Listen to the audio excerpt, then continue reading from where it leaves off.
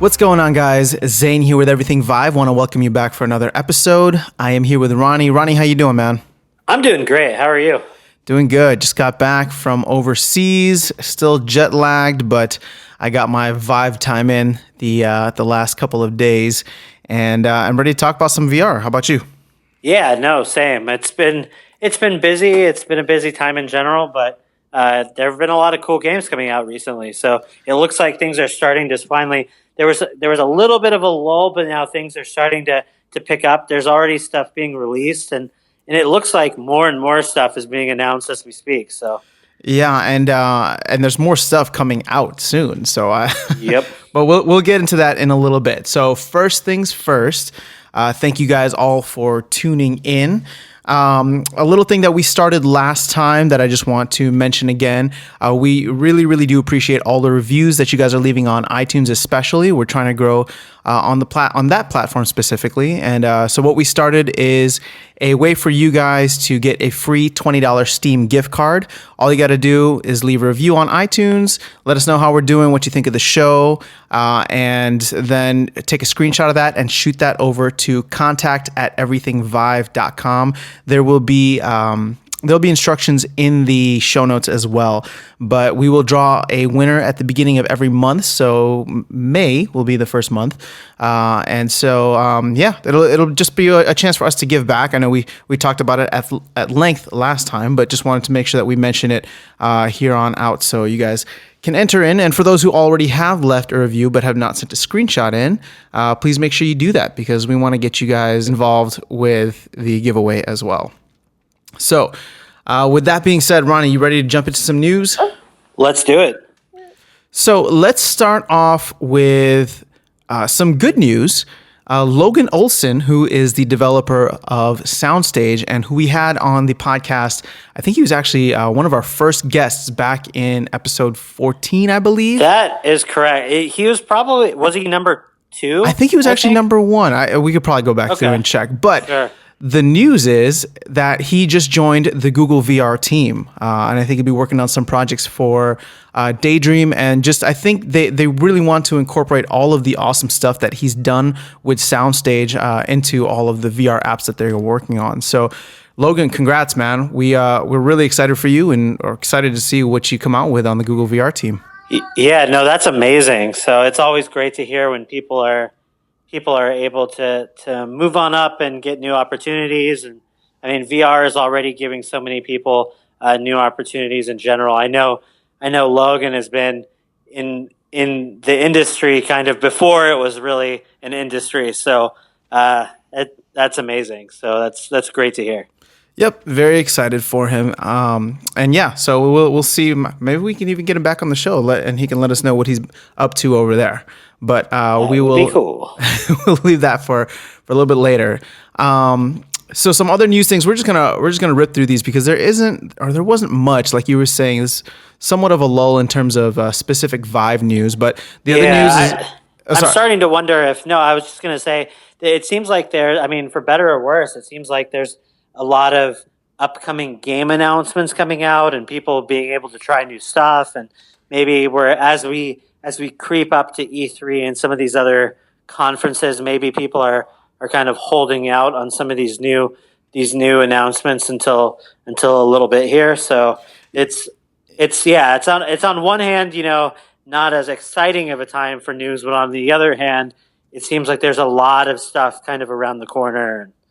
Yeah, well, like you said, so there are several games coming out. Well, before we even get to that, just want to make a quick mention about the Viveport subscription service, which launched last week. That's when I got the email, and I haven't signed up for it yet, but it's something that is on my to-do list because I'd like for us to talk about it next week. I saw some really cool titles available that they're promoting right now, which I haven't tried just because I didn't want to drop X amount of dollars for something like, I don't want to bash any titles, but you know what I'm talking about. There are titles out there which received lukewarm reviews, even from maybe some of them from yourself. And so if I can get it as part of the subscription rather than paying, $10, $15, $20 for an experience I know that's going to disappoint, but rather just have it for a month, try it out, show it off to people, and then, move on to the next. That's what I'm really excited for with the subscription service. And also... I was going to say, I mean, I'd even go as far as to say that some of these titles aren't necessarily disappointing. It's more just, at the price point, it's kind of a tough pill to swallow sometimes. And so that's a good point.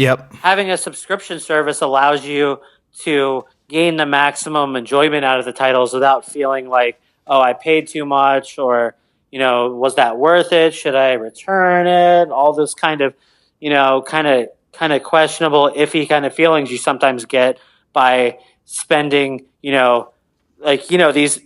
these few dollar purchases, if you're doing it all the time, really does add up.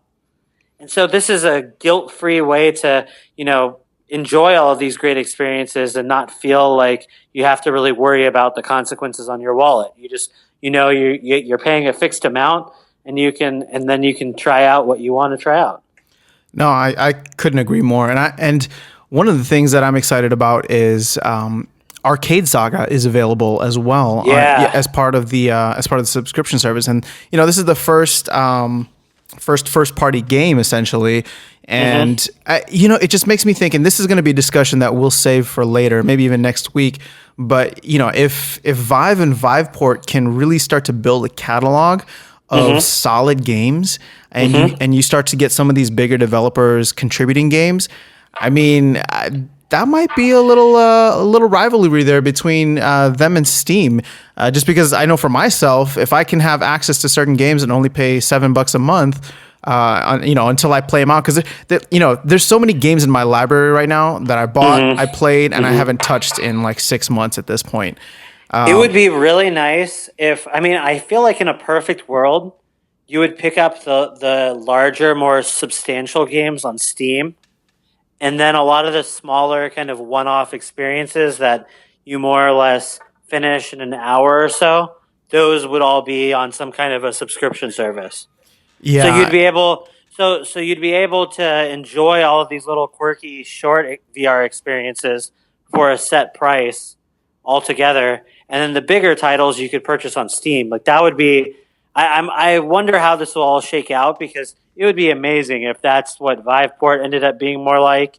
And then you could you're right, like you would stop making as many of those smaller purchases on Steam, but Steam would have its place, Viveport would have its place, and I feel like both would do really well. So no, I agree with you, and now we're getting further into this discussion than I was planning to. But my thought process, just based on what you were saying, is it's a Netflix model essentially, right? So Netflix doesn't get the movies right away, but it gets them at a later point. So this wouldn't necessarily be quote unquote like exclusive, but maybe some of these games, trying to recoup some costs, give them to Steam or a platform where they can actually sell the games for a set period of time, and then a year later or 6 months, whatever like the social, not social, but like the standard time that needs to pass in order for whatever ends up being comfortable for them, where these games start popping up on I'm sure the metrics are really,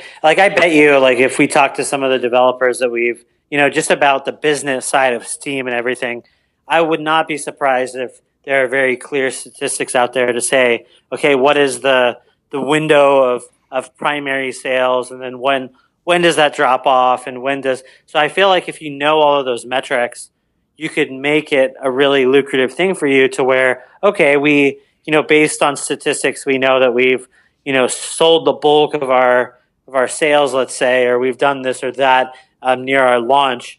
And then, then adding your game onto Viveport, for example, can potentially get you X amount over what you would have had you not been a part of the subscription service. Especially, like, I'm curious as to how quickly people are going to subscribe to the subscription service.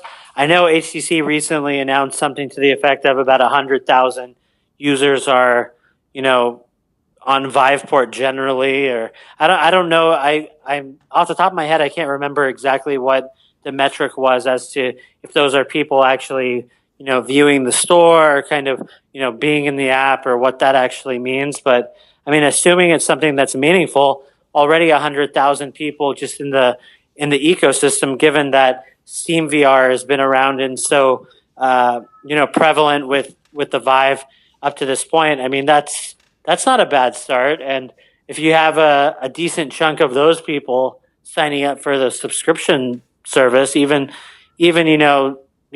tens of thousands of people for some of these smaller titles out there, that could really be a significant boost. No, and just to piggyback on what you're saying, I feel like a lot of the titles that will really benefit from a service like Viveport will be some of these smaller indie games that, maybe not everybody wants to spend, or maybe everybody doesn't have the budget to spend and try, certain games that are, I don't want to say like mid-tier, but that's exactly what they are. Like they're not the most popular games, but they've gotten good reviews and there's a good player base around them.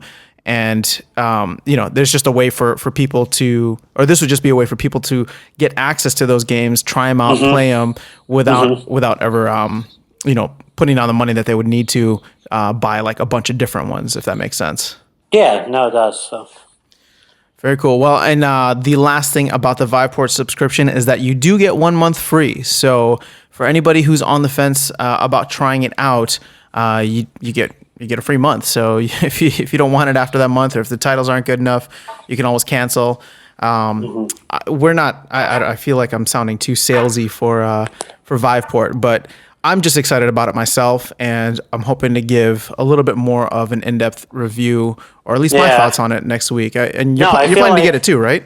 Yeah, no, I am, because I mean, and granted, we're maybe in a different position than a lot of people out there, but I mean, for you and I mean, it really makes a lot of sense, because we're always trying to go and see the latest and greatest stuff, and we're trying to. I mean, besides that, we're also trying to gain a wide swath of the software out there. Like, we're trying to give you impressions of as many experiences and games as possible, and having a subscription service really allows us to kind of broaden the types of games that we play. If something isn't necessarily our cup of tea, in the past we might not get a chance to play it because that's us putting down our own hard-earned cash to try something out. Versus now, it'll be a lot less of a barrier to entry. If something looks like it could be promising, but possibly not something that we'd for sure buy, now we can at least try it out and have a chance to give our impressions. So I think there's a lot of people out there that are kind of like us, even though they might not be doing podcasts or broadcasting anything, on YouTube, anything like that. Just a lot of people out there that are interested in trying out these small experiences. You just have people who are like super hungry for VR and they just want to try everything out there, like us. Exactly. And there's only so much, again, keep talking about your wallet, but there's only so much it can take if you're, putting in all these little purchases all the time. And so it really would be nice to just feel like you had this one-stop shop to try out lots of different things. So. Yep. All right, cool. Well, we'll both be getting that within the next week and hopefully talk about it during our next episode. So let's move on. We only got a couple more things, and it's actually, I just wanted to mention some of the games coming to the Vive. And I know you and I were talking about this a little bit before we hit record, but it's not even just games; it's like a trend. I feel like we see kind of trends forming as to some of these, different platforms kind of merging a little bit recently. Yep. Well, so I'd say the two big ones are Batman Arkham and Battlezone, which are both coming to the Vive later this month. I believe Batman Arkham is coming to the Vive on 4/25, so April 25th. And there is a closed beta, I believe, for Battlezone on April 19th. So hopefully the launch of that wouldn't be too far after. But I mean, these are two of the more popular games on PSVR, PlayStation VR, and they are making their way over to the Vive and the Rift, of course. But we're concerned about the Vive, and it's what, less than 6 months? No, maybe 7 months since the PlayStation came out. Yeah, but still, I mean, and And I mean, yeah, there's other games that we'll talk about later that were also originally PlayStation VR exclusives. But I mean, we're starting to see more and more game. I'm not. I wasn't so surprised that we would start seeing some, Oculus pseudo exclusives pop up. But it is interesting to me that we're seeing PlayStation VR exclusives, just because those titles wouldn't necessarily be something that would be, kind of PC ready, I would say. And so, I mean, while to some extent, none of the current gen consoles like the PlayStation 4 or Xbox One are that far off from PCs when it comes down to it. It's still surprising to me that, as many of these high profile PlayStation VR titles are making their way over. I kind of hope Res VR comes out on PC. There's a couple of others I still would love to be able to try on the Vive, but I mean, and I mean, I've heard great things about Battlezone. Play Batman VR. Like, I've heard some, mixed stuff about it, but regardless of that, I know I personally want to be Batman and want to want to see what the Batcave looks like in VR, and I'm probably going to get it regardless of whether it's a mixed experience or not. Well, the only thing I heard about Batman was that it was short, which I think honestly is the knock against a lot of games or experiences right now. It's just the price just doesn't justify the playtime and experience and things like that. Which, again, going back to Viveport, I think that could be a big problem solver for a lot of this. Yeah. But I mean, regardless, it's just exciting to see these, because I mean, you were seeing some bigger budget stuff on the PlayStation VR, and it's just exciting in general. You hope that one day all of these games will be available across all the platforms. So this is very promising, and I think more so than ever, especially Vive owners should really feel confident about their purchase, given that really it's the hardware platform itself, the one that HTC and Valve both launched, is really the best system out there hardware wise. And if games are coming out across all platforms and you own a Vive, you should be very, very happy, because you're probably getting the best experience in those titles. So that's great, Yeah. So just a quick, well, it's not really quick, but what's your gut reaction, just right off the top of your head, as to why these games are coming over so quickly? I have a feeling, I mean, if I were to, these kind of things don't happen overnight. I feel like, I mean, we don't always know the deals that are being made behind the scenes and all that kind of stuff. I have a feeling that most of these titles, probably when they came out on the PlayStation VR, already kind of had a set exclusivity date that, they agreed with Sony, okay, you'll promote our game or release it, blah, blah, blah, on PlayStation VR. And in exchange for publicity or X amount of dollars or whatnot, you'll hold off releasing it on other platforms until X date. And so I have a feeling we're just probably seeing the natural expiration of a lot of those deals, probably. Interesting. Okay. So you think that this was pre-planned, or at least somewhat? Yeah, okay. I would imagine. I mean, again, I don't know anything that just based on how a lot of exclusivity deals work on other platforms, and historically speaking, I have a feeling that that's probably what's going on. And so most of the time, games that are able to jump from one platform or another, but are exclusive for a certain period of time, may have gotten some kind of promotional deal, or some kind of limited, but the first party, like the platform, didn't really have necessarily a super large role in maybe publishing the game. So there are every now and then games that you'll just never see come out on another platform, because Sony or Microsoft or some other company, even though it was a third-party title, really spent the money to get the game developed and published and all that kind of stuff. So sometimes you'll see games like that just can never make it over to other platforms. But a lot of times you'll have games that, are only exclusive for a limited time, and it's because of some kind of, limited time deal. So So I have a feeling that's probably what these are like. But given that this is the first time that we've really had a console centric, VR, hardware platform out there, it wasn't guaranteed that it was going to quite work that way, especially, since even the Vive and Oculus aren't necessarily just like your average PC type titles. Yeah. That, in a way, these are their own separate platforms as well. So there just wasn't a lot of precedent to know whether a lot of those PlayStation VR titles were for sure going to come over or not. Because, to some extent, I'm a little bit surprised. I would have expected, some of these titles, given how limited, even the PlayStation VR's share of the market is.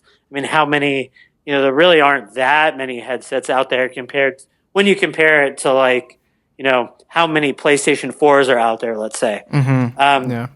So part of me would have expected that a lot of these titles would have been more, monetarily fronted by Sony in order to be released. So I was kind of expecting there to be a lot of games that stayed exclusive just because they wouldn't have been made otherwise had Sony not, footed the bill for development or whatnot. But it sounds like a lot of these big titles probably weren't as dependent on them as I would have assumed.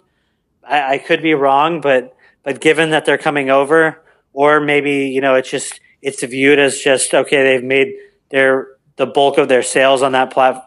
Yeah, it's interesting. So, but regardless, it's great for the developers to be able to expand onto these other platforms because, a game like Batman, for example, that's already sold tons of copies on PlayStation VR and probably isn't selling a whole lot of extra copies right now, gets a new lease on life when all of a sudden it gets, released on these other on Oculus and on Steam. So yeah. No, I agree with that. I guess I'm trying to piece together, and this is just obviously with an N of 1, or N of 2 in terms of sample size. But if that life cycle of exclusivity is only about 6 months, I don't know. Maybe my opinion is wrong. Yeah. No, it's a tricky situation. I feel like because to some extent, if you wait too long, a game becomes less relevant when it releases on the other platforms. Exactly. Yeah. So I feel like 6 months is kind of teetering on that level of. It's still pretty new, but it's not so and it's not so old to where people aren't interested anymore. So I feel like it's a decent balance. The smaller amount of time a game is exclusive, the better, I think. But yeah. And do you think any of these games would ever go like cross-platform, meaning like Oculus and Vive over to PlayStation?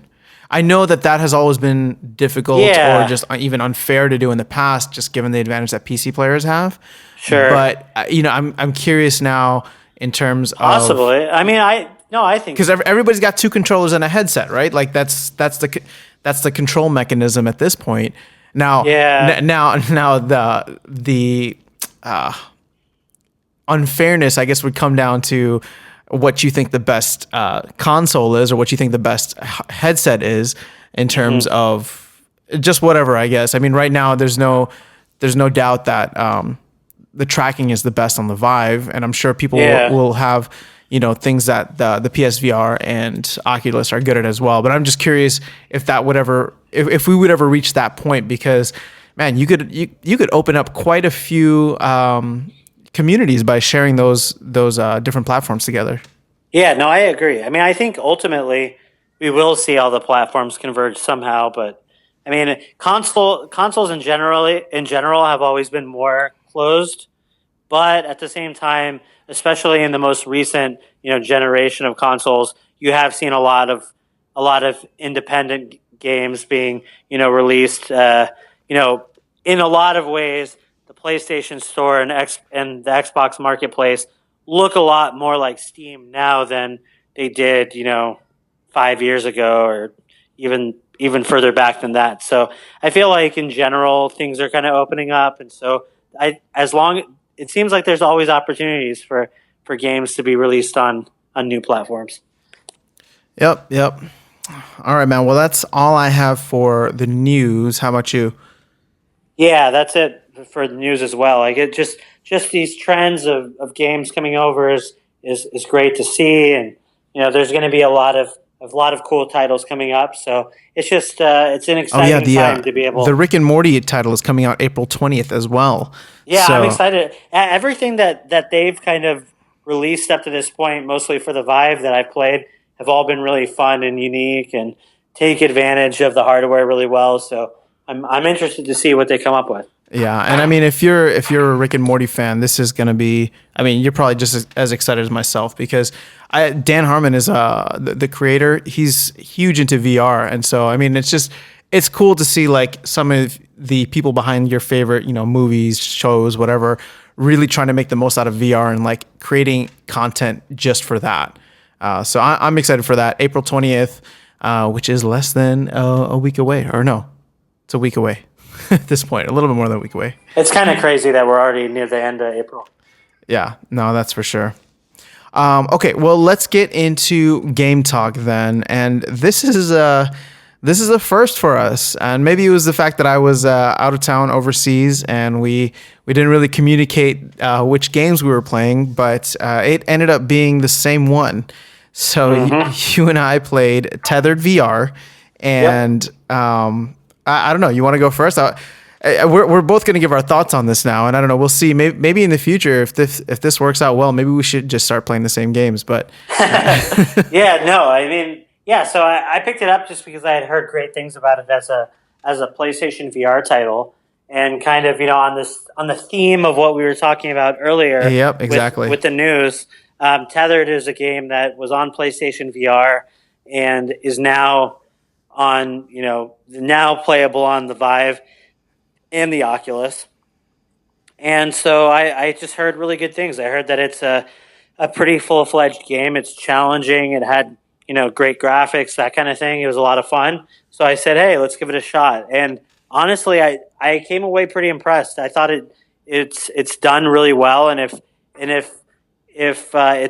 it's an indication of what other PlayStation VR ports over to the PC are going to be like, I mean, it takes advantage of the Vive well. The tracking system and the Vive motion controllers work great with the game. And my understanding is Tethered really only worked with the PlayStation 4 controller before. It didn't have motion controller support or anything like that, as far as I know, in the past. So them kind of implementing that stuff is a really nice step forward, and it's just a very cool game. So for those of you that are looking for something more substantial to play in VR, I think this is a great title to look at. It's kind of a god strategy game. I'm trying to think of what the term is. Like you're basically you have control over. Like you're from a god's view, kind of controlling the. Yeah, it's like a godlike strategy game or something. Yeah, controlling what happens on a little floating island, and you're basically managing these little beings called peeps, and it's all about kind of resource gathering and building and survival, and it's done really well. It can get pretty hectic, and it really demands a lot of your attention. I mean, you're really just like moving around, doing all sorts of things at all times. And everything has a very tangible, great, real, like it feels like you're kind of overlooking kind of a model playset when you're playing. Everything animates very well, looks great, has a cartoony look to everything, but at the same time fairly realistic as well. And yeah, I don't know. I mean, before getting more into the mechanics, I mean, as the name suggests, it's called Tethered. So a lot of the mechanics involve you kind of connecting things to other things. So you connect your little creatures, those peeps, to the resources, and they start going back and forth, gathering wood or stone or that kind of stuff, and taking it back and being able to utilize it for building and that whatnot. So yeah, so I mean, one of the things, for example, is that you can connect a rain cloud to a sun cloud, and that creates a rainbow. And then the rainbow is kind of a special power up in a way. It can regenerate any resource. So like either of those will generate its own resource. Like a rain cloud can be used, for example, to regenerate wood. The trees will regrow if it rains. Or you can use the sun cloud to grow crops. But if you combine the two together, you kind of have a special type of cloud that, is the rainbow that can generate anything, be it any of those two things, be it, something else like rock or ore. That's just one example. I mean, literally, this game is all about kind of experimenting and combining things together and, kind of just messing around with this world to see how everything interacts with each other, and then also managing all of those types of things all at once. So eventually, I mean, you can never, like I said before, peeps are these little people that are doing your bidding on these islands. And unfortunately, without your guidance, they become hungry and bored and they start falling apart. Yeah, fall off cliffs and that kind of thing. So, I mean, you really do have to kind of manage them. But if you manage them well, you can upgrade them into warriors and special classes, basically, that can do better jobs at some of the tasks that you have them do. You can build buildings and eventually, and I guess one thing that I haven't touched on is kind of the difference between the day and night cycles. So along the same lines as, gathering the resources and all of that, you have these day-night cycles. So you're really supposed to try to get as many resources and do as much building as you can during the day. And then at night, creatures will come out from the sides of the map. And each separate day, they'll get stronger and stronger. And so basically, your job is to try to prepare yourself and get as much done during the day as possible so that you can then kind of, fend off these creatures at night and then survive till the next day and keep going. So, and it seems like most of the objective has to do with, how quickly you're able to develop things and how long you're able to defend, keep your peeps, nice and healthy during this whole process. And I'm still kind of a little bit confused as to exactly how, like, they have leaderboards and all that kind of thing, and it does save your progress on each of the maps. So it's almost like you have progress on each of the individual maps in the game, and those are kind of, so you have multiple projects going on each of these little islands that they provide you with. So yeah, so it's interesting, it's fun, it's challenging. I mean, the one downside I saw is just that, I mean, it wasn't super clear to me how often it saves. And I mean, for me to just get to where I was, which I didn't even complete the full tutorial map, but I got pretty far. I mean, I had played about an hour. So, and it could be, I could be missing something. I don't know if there's a way that you can, finish earlier, but it almost seems like it's more about how developed can you make this little island and how long can you survive.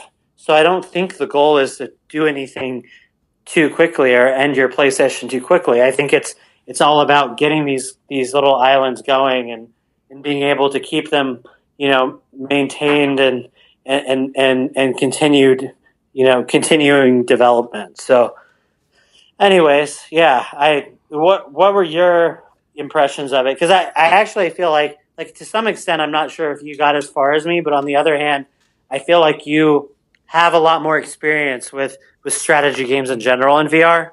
And so I'd be curious to see kind of what you thought about how it kind of stacks up to some of those other ones that you've played. Yeah, so I really like this game. It's just, it reminds me of two different games that I played on PC. The first one being Black and White, which I know several people, especially in the reviews, have commented on. And Black and White was one of those like God mode or godlike strategy games where here you have really direct control. In Black and White, it was more so you were limited in certain ways, but there were things that you could do. I know you had like a monster, you had like your physical representation on Earth or on the land, which is actually a really cool Yeah, I remember. I mean, at the time, I remember it just being neat because it was kind of like its own AI where you kind of trained and kind of monitored it like a pet in some ways. Yeah, no, and the thing is I shouldn't say that you were restricted. Like there were certain things that you could do and then have your creature do, or whatever you want to call it.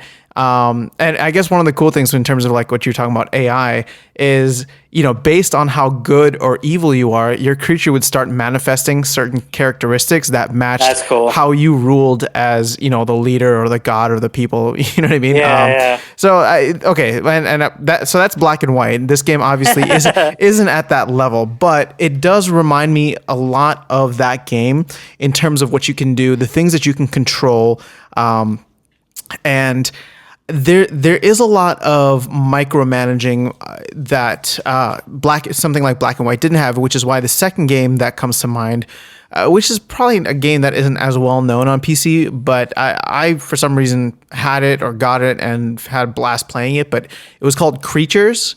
And it was something similar where there were eggs that you could hatch, and then these little tiny creatures that you could control, and they would grow up, and then they'd have babies and more creatures. And in that way, these little peeps, because you hatch them, are able to, the peeps that you have, you're able to do essentially the same thing, but now you can put them to work. Now there's specific things that they can do that will help you or help, the village or settlement or whatever you want to call it.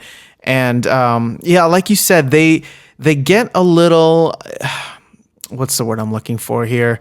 They get a little helpless at times. They can't really do much in terms of making decisions for themselves, which is where the micromanaging comes in. And so to me, like that's okay. Like I don't mind that part of the game because otherwise you're really just watching at that point. But when you do start to get to, I guess, some of the higher levels or where you start to have a lot of peeps that you need to manage, it can get, I don't want to say overwhelming because to me, like that's the fun part of the game. It's cool to be able to handle all of that. And so, I mean, I haven't gotten as far in the game as you have, or I'm not even sure at this point, but from what I've played so far, I really like it. And I think that if you've played similar games like this, or if you're just like a RTS type of, or if you enjoy RTS, like this is a game that I think you'd really enjoy. The controls have been ported over really nicely. I actually can't really imagine how you would play something like this on a PlayStation controller.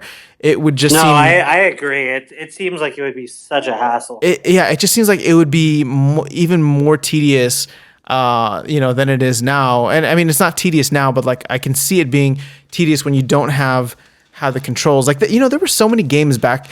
I want to say back in the day, like I'm an old person, but there's so many games when you could where they would have a PC version of it and a PlayStation version. I was just like, I don't understand how anybody could play this on a console.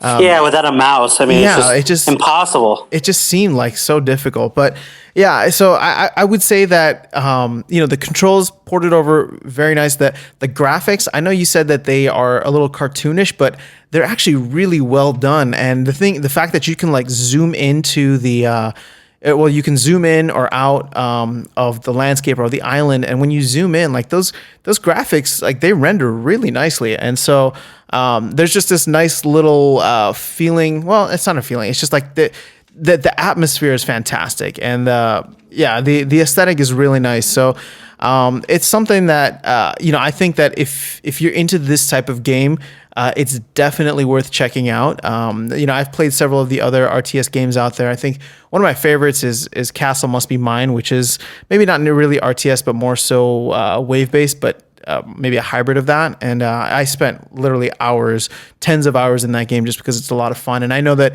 this game is something that I'm already excited about just in the limited time that I've played it. And, like you said, I haven't even gotten through all the tutorial, but I feel like I've done so much. And so now I want to really just go through, and the fact that there are like several different islands or several different levels that you can can play.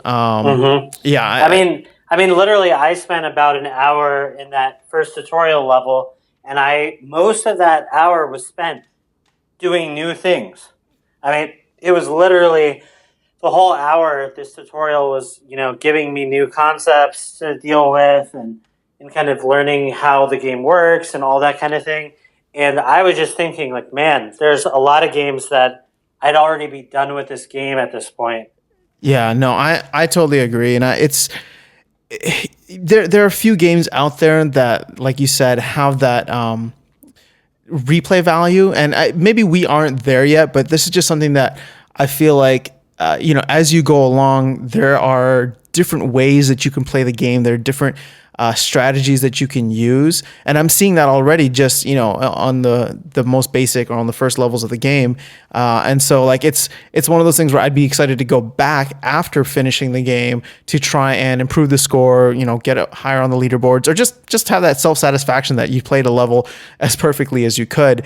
And so, yeah, it's a really cool one. It's on sale right now. It's 40% off. And so it's $14.99 US.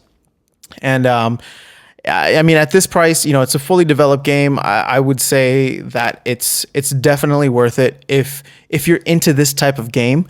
And I'll try to post a video of it as well, in terms of just a gameplay video, so you'll be able to see that. And I'm sure there are others online or on YouTube, but it caught my attention. Again, it mainly caught my attention because people were comparing it to Black and White, and I've been looking for a game that can replicate that type of control in a VR environment. And so, like I said, this isn't exactly it, but these games are getting pretty darn close.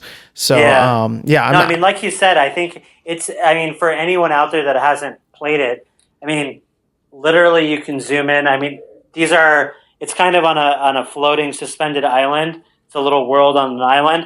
But if you zoom in, it doesn't look like you're zooming into something that was made kind of low poly, like, kind of, I'm getting too close to something that was meant to be seen from afar.